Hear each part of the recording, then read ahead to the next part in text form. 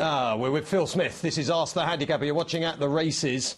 Robin Mounsey, who is the BHA chief spokesperson, Phil has just tweeted, "We need to get Phil Smith more laptops to work off next time, don't we?" Question mark.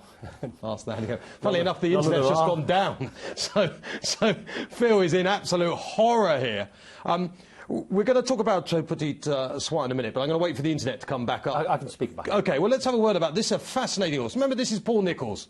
Coral Cup. Now, let's get to this email. This is a good email. This is really going to get Phil going.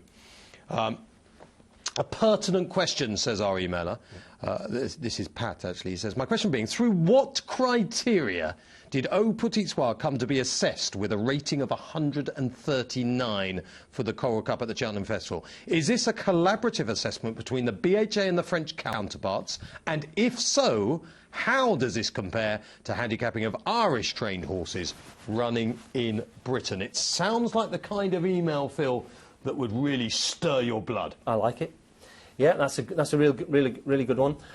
We have one of our team, Dave Dickinson, is responsible for assessing all the French hurdlers who run at Auteuil and the other French track, whose name escapes me for a minute. Yep. But certainly at Auteuil. And so we have figures on our system for Au Petit Soin. He had 2 wins before he came, and David assessed him on 139 for both of those wins. So had he come at that point, that's what he would have been. As soon as he gets entered, we email the French handicapper and find out what he had him on. And he had him on 63 kilos. And if you multiply 63 by 2.2, I know you've got it in your head straight away, it's 139. So as it happened, David's assessment of Au Petit Soin was exactly the same as the French handicapper. And we do that as our own little check of the levels. So he came over on 139 and he won the Coral Cup by a neck and half a length. So actually, that's a race that we'd be pretty proud of. 2.5 miles, 2 miles 5 furlongs at Cheltenham, and the first 4 home are covered by a fifth of a second. So that's, I'm very proud of my hurdle handicappers for that result. Nobody thought he was thrown in. He started at 9-1, so the general public didn't think here was a gift from France. That's, well, I think 9-1's fairly short for a Coral Cup, isn't it? It's no. Well, he wasn't favourite. Activille was favourite at 17-2. Yeah, but it's nearly favourite, and no one knows anything about it. Well, so someone's thought, hold on. They know he's trained by P. Nicholls. Well, that is it. It's the connections here. John Hales has obviously coughed up some big cash. Of course. And so he was clearly a nice horse, and any horse that's run 3 times and is rated 139 is clearly going in the right direction. That's a race we're happy. There was an emphasis in Pat's email about the corroboration, though, as far as Ireland is concerned. Is there a different system? Well, you've sort of slightly gone on this already, but I mean, is that what you did with that French horse? Is it different to what you're doing with the Irish horse? Well, we keep our own rating, same as they do in Ireland. B, we look at the Irish and the French ratings, and we look at the two. But we're not. There are handicaps. We're responsible. We can't turn around and say, oh, it was all the French guy's fault or it was all the Irish guy's fault. We have to. The buck stops with us. Now, and quite rightly so. You say you're very proud of your handicappers. They've achieved a great result. They've almost finished in a line. But you whacked the horse up £13, suggesting that you thought that horse was chucked in. Yeah, but you've got to look at the got you. Gotcha. You've got to look at the subsequent form of the... We didn't actually do that at the time. It's collateral changes subsequently. Because if you look at the second horse... Activia went up 6, I think. Zabana, right? Yeah. He's subsequently gone higher because he was 3rd at Punchestown. So that £13 was not purely what we did straight after the race. It was what the subsequent performance of Zabana did when he was 3rd at Punchestown.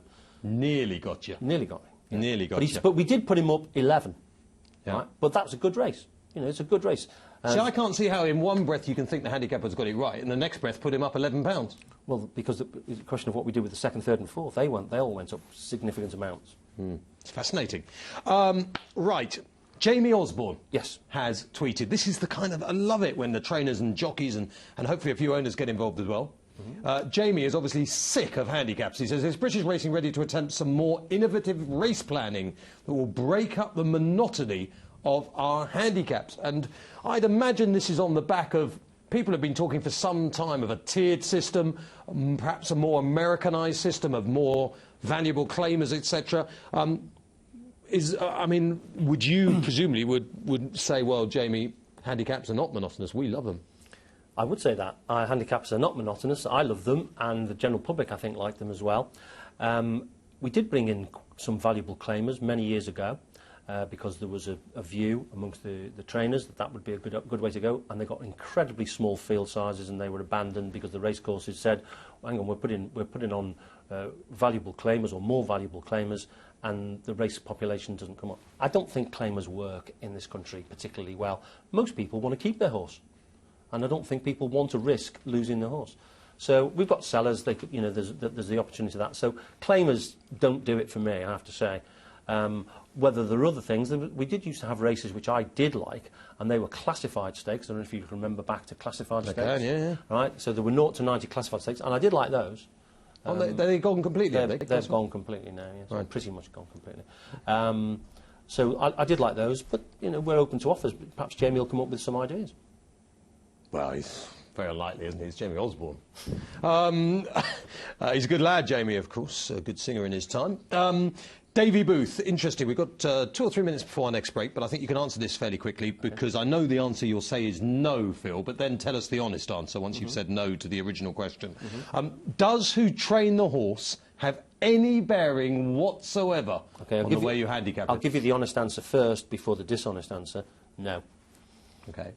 And now give us the honest answer, no. Which of course is yes, you see a Sir Art Prescott and you chuck an extra couple of pounds on. Well, clearly we don't. He's a very successful trainer, so clearly if we are doing that, which we're not, it's not working. We could just be cleverer than you.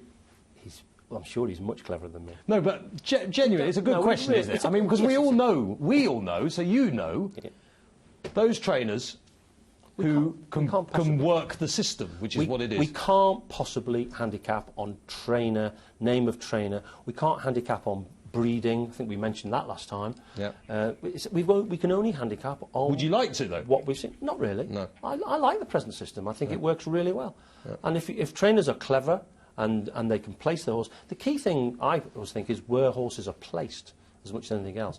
And we've got a big thing in our team about the class of the horse, or the class of the race being more important. There's lots and lots of horses. Let's take a horse rated 80 on the flat, right? And that horse can be really competitive in a 0 to 80 because it's the best horse in the race. It's carrying the most weight. You put some horses that are rated 80 into a 0 to 100 or a 0 to 105, and they're lapped. Right? So the class of the race is very often more important, and it's a key to whether trainers can put the horses in the right race for that horse. And I know that this is slightly more tongue-in-cheek, but G says, when a horse is sent off odds-on in a handicap and not under a mandatory penalty, do any handicappers resort to finding the nearest bridge? That's basically the gist of it, though. I mean, you know what it's like. We're not happy with that. No. If a horse starts odds on, one of our aims, I think we put our aims on last time, didn't we? But sort of 10 aims, and we went through them all. And one of them is to aim for competitive betting. So if there's an odds-on horse and there's no mitigating circumstance like it's so many pound well in or whatever from the previous week, we're not happy with that. Yeah. And if the Grand National next year, if the Grand National next year, 25 horses finish and the winning distances are 25 lengths, and 25 lengths between the first 3, would you call it a day on the National? I'd call it a day on the National, yeah. Of course, you'll fix it, so that won't happen. But it won't happen. No. But I am the handicapper who will go down in history as the handicapper with the worst ever finish in the National. And well, that's the 3-runner race where they remounted. The 4-runner, well, the 4. And the distances were a distance, and a distance. But I think there were mitigating circumstances. The BHA is a forgiving organisation, clearly. We'll be back after the break. After the break, we'll have a look at a horse who ran last night at Chelmsford and might have been unlucky, but what will Phil do with it?